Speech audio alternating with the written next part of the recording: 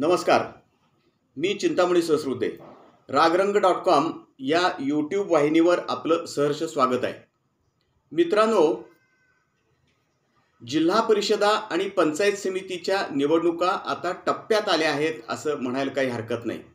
याचं कारण असं आहे, राज्यातल्या सर्व जिल्हा परिषदेची निवडणूक आणि पंचायत समितीची निवडणूक यासाठीचं आरक्षण म्हणजे जिल्हा परिषदेचे गटवार आरक्षण आणि पंचायत समितीच्या गणवार आरक्षणाची तारीख आता निश्चित झालेली आहे आणि ती तारीख आहे 13 ऑक्टोबर। म्हणजे 13 ऑक्टोबरला जिल्हा परिषदेचं आरक्षण गटवार निश्चित केलं जाणार आहे आणि पंचायत समितीचं गणवार आरक्षण निश्चित केले जाणार आहे। ते एकदा पूर्ण झालं की निवडणुकीचे 2 टप्पे पूर्ण होतील। एक म्हणजे जिल्हा परिषदेच्या अध्यक्षांसाठीचं आरक्षण यापूर्वी जाहीर झालेलं आहे। आता सांगली जिल्हा परिषदेचा आपण विचार केला तर सांगली जिल्हा परिषदेचे नवीन निवडणुकीनंतर जे अध्यक्ष असणार आहेत त्या महिला असणार आहेत आणि त्या सर्वसाधारण प्रवर्गातल्या महिला ह्या जिल्हा परिषदेच्या अध्यक्ष असणार आहेत, हे पूर्वीच स्पष्ट झालेलं आहे। आता एकदा प्रत्येक प्रभागवार म्हणजे प्रत्येक गटवार जिल्हा परिषदेचा गट असतो आणि पंचायत समितीचा गण असतो, ह्यांचं एकदा आरक्षण निश्चित झालं की निवडणुकीचा एक दुसरा टप्पा पूर्ण होईल। सांगली जिल्ह्याचा विचार केला आपण तर एकूण 61 जिल्हा परिषदेच्या गटांसाठी निवडणूक होणार आहे आणि 122 गणांसाठी पंचायत समितीची निवडणूक होणार आहे। आता जिल्हा परिषदेच्या 61 गटांसाठीचं जे आरक्षण आहे ते सांगलीच्या जिल्हाधिकारी कार्यालयामध्ये काढलं जाईल आणि 122 गणांचं जे आरक्षण आहे ते त्या ठिकाणच्या प्रत्येक तालुक्याच्या ठिकाणच्या 10 तालुक्यांच्या ठिकाणी त्या ठिकाणी पंचायत समितीमध्ये काढलं जाईल कार्यालयामध्ये किंवा तहसीलदार कार्यालयामध्ये काढलं जाईल जागेच्या सोयीनुसार। म्हणजे 13 तारखेला निवडणुकीचा दुसरा टप्पा सुरू होईल आणि मग त्यानंतर मात्र निवडणुकीची प्रक्रिया खऱ्या अर्थानं गती घेईल असं दिसतंय। आता आपण जर पाहिलं तर निवडणुकीचे जर सगळे टप्पे पुढचे सुद्धा जर आपण लक्षात घेतले तर त्याच्यानंतर मग उमेदवारी अर्ज भरायची मुदत जाहीर केली जाते।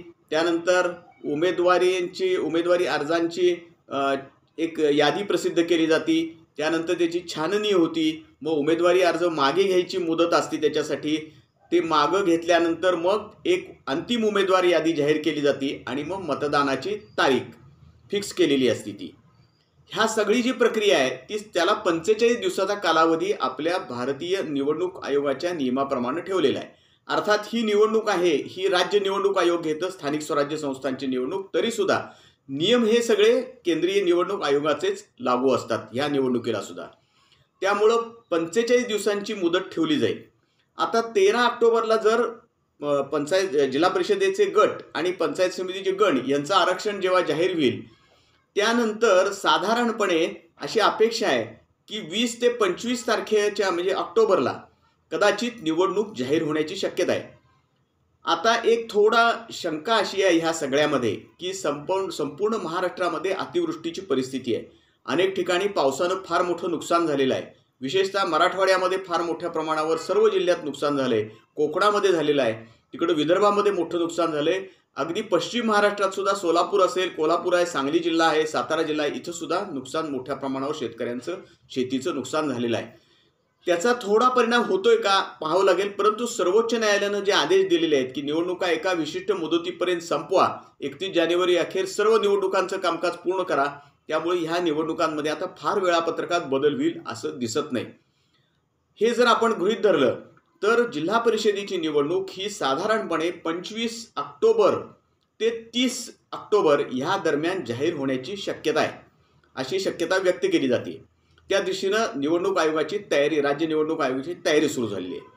ती एकदा जाहीर केली म्हणजे जर 45 दिवसाचा कालावधी आपण धरला तर साधारणपणे असा आहे की ऑक्टोबरचा महिना संपून जाईल, नोव्हेंबर आणि डिसेंबरच्या 10 ते 15 या तारखांनाच जिल्हा परिषदेची निवडणूक होण्याची शक्यता आहे। अर्थात त्याच्यात काही आता 5-10 दिवसाचा पुढं मागं कदाचित फरक होऊ शकेल, परंतु साधारणपणे ढोबळमानानं आपल्याला असं म्हणता येईल की डिसेंबरच्या 10 ते 15 तारखेच्या दरम्यान जिल्हा परिषद आणि पंचायत समितीची निवडणूक होणार। आता संपूर्ण जर जिल्ह्याचा विचार केला तर सगळीकडे सगळे इच्छुक अत्यंत उत्सुकतेनं वाट बघतायत इलेक्शनची। जिल्हा परिषदेचं गटवार आणि गणवार आरक्षण जाहीर होण्याची वाट बघतायत. अध्यक्षांचं आरक्षण आधीच जाहीर झालेलं आहे, त्यामुळे आता फक्त पंचायत समिती आणि जिल्हा परिषदेच्या गटाचं गणांचं आरक्षणाकडे सगळ्यांचं लक्ष लागलेलं आहे.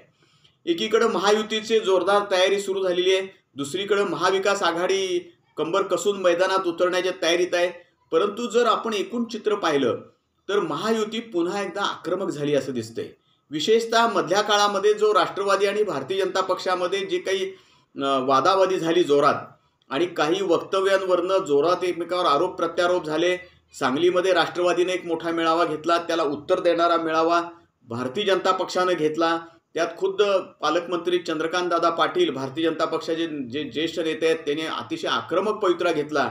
जिल्हा बँक असेल किंवा अन्य काही प्रकरणं असतील ह्या सगळ्याची चौकशी करायची त्यांनी घोषणा केली.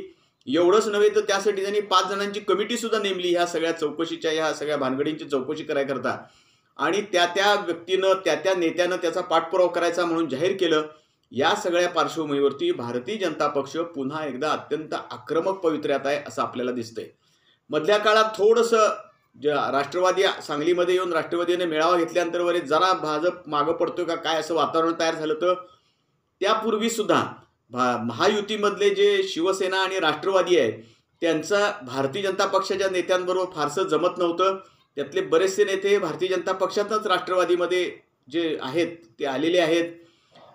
माजी आमदार विलासराव जगताप साहेब आहेत, अजितराव घोरपडे आहेत किंवा राजेंद्र अण्णा देशमुख आहेत, शिवाजीराव नाईक साहेब आहेत. हे सगळी मंडळी मूळची भाजपची होती. एक यातला अपवाद आपण फक्त अजितराव घोरपडे सरकारांचं सोडून देऊ, ते शिवसेनेमध्ये होते. परंतु बाकीचे अनेक नेते भाजपमधनंच पुन्हा राष्ट्रवादीमध्ये अजितदादांच्या त्यांनी प्रवेश केलेला होता. संजय काकांनी सुद्धा मेळावा जाहीर केला होता, परंतु संजय काका पाटील माजी खासदार त्यांनी पण मेळावा अतिवृष्टीमुळे मध्ये तो पुढे ढकलला. त्यांची भूमिका अजून निश्चित झालेली नाही. कदाचित ते स्वतंत्रपणे गट करून तिथं एक आघाडी करून लढवायचा निर्णय करतील अशी अपेक्षा आहे. पाहूया काय होतं ते. तर एकूण असं जर पाहिलं तर चित्र थोडंसं भाजप बॅकफुटवर जाते का असं वाटत होतं. परंतु पुन्हा एकदा 1 ऑक्टोबरच्या मेळाव्यानंतर भारतीय जनता पक्षानं अतिशय आक्रमक पवित्रा घेतलाय आणि अतिशय ताकदीनं निवडणुका लढवायच्या असं ठरवलेलं आहे. आणि राष्ट्रवादीला जोरदार इशारा दिलाय. अगदी राष्ट्रवादीचे नेते आणि राष्ट्रवादीचे माजी प्रदेशाध्यक्ष जयंत पाटील यांच्यावर सुद्धा जोरदारपणे टीकास्त्र सोडलं गेलं. त्या मेळाव्यामध्ये खुद्द चंद्रकांतदादा पाटील कधी नाही ते अतिशय आक्रमक पवित्र्यामध्ये होते. अत्यंत आक्रमक भाषण त्यांनी केलं. भारतीय जनता पक्षाचे जिल्हाध्यक्ष सम्राट बाबा महाडिक यांचं अतिशय आक्रमक भाषण झालं. आमदार गोपीचंद पडळकर त्यांचं अपेक्षितच होतं अतिशय आक्रमक भाषण त्यांनी जोरात केलं. एवढंच नव्हे तर आमदार सदाभाऊ खोत यांचंही आक्रमक भाषण झालं. त्या सगळ्या पार्श्वभूमीवरती आणि ज्या पद्धतीची अनेक प्रकरणांची चौकशी आम्ही लवकरच जाहीर केलं चंद्रकांतदादांनी, त्यावरनं महायुतीतले जे काही नेते जे महाविकास आघाडीशी हातमिळवणी करण्याच्या साधारण तयारीत असतील कदाचित, त्यांना सुद्धा एक प्रकारे इशारा भारतीय जनता पक्षाच्या त्या 1 ऑक्टोबरच्या सांगलीतल्या मेळाव्यातनं दिला गेला असं आपल्याला म्हणता येईल. आणि आता पुन्हा एकदा भारतीय जनता पक्ष पूर्ण ताकदीनं मैदानात उतरलेला आहे. जे इकडं तिकडं साधारण जे काही नेत्यांचं चाललेलं तर महायुतीमधल्या किंवा भारतीय जनता पक्षातल्या सुद्धा त्यांना सुद्धा एक प्रकारे हा इशारा चंद्रकांतदादा पाटील यांनी दिलेला आहे. आणि पुन्हा एकदा भारतीय जनता पक्ष पूर्ण ताकदीनं जिल्हा परिषदा आणि पंचायत समितीच्या निवडणुकीच्या मैदानात उतरायची तयारी करतोय असं दिसतंय आपल्याला. विशेषतः जत तालुका आहे, मिरज तालुका आहे, कवठे महांकाळ आणि तासगाव तालुका आहे, खानापूर आटपाडी आहे, त्यानंतर पलूस कडेगाव आहे, शिराळा तालुका आहे आणि वाळवा तालुका आहे. ह्या अशा सगळ्या तालुक्यामध्ये भारतीय जनता पक्ष मोठ्या ताकदीनं उतरेल.